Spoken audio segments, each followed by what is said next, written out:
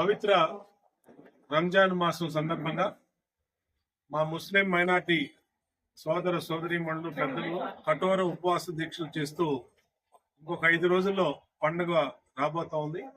ఈ సందర్భంగా సెంట్రల్ నియోజకవర్గంలో 15,000 కుటుంబాలు మైనార్టీ ముస్లిం కుటుంబాలు ఉన్నాయి.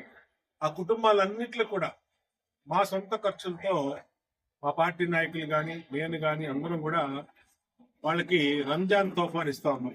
మైనార్టీల సంక్షేమం, మైనార్టీలకు అండగా ఉండటానికి నిరంతరం కూడా కష్టపడతా ఉన్నాం. నిరంతరం కూడా వాళ్ళకి అండగా ఉన్నాం.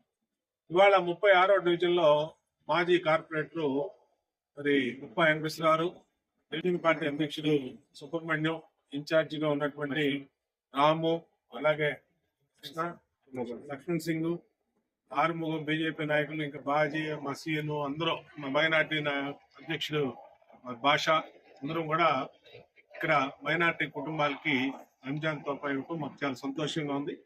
ఖచ్చితంగా మైనార్టీల అభివృద్ధి తెలుగుదేశం పార్టీతోనే సాధ్యం. మైనార్టీలకు అండ తెలుగుదేశం పార్టీ జెండా. ఖచ్చితంగా రాబోయే రోజుల్లో కూడా మరింత బాధ్యతతో ఆ కుటుంబాలకు అండగా ఉండడం తెలియజేస్తాం.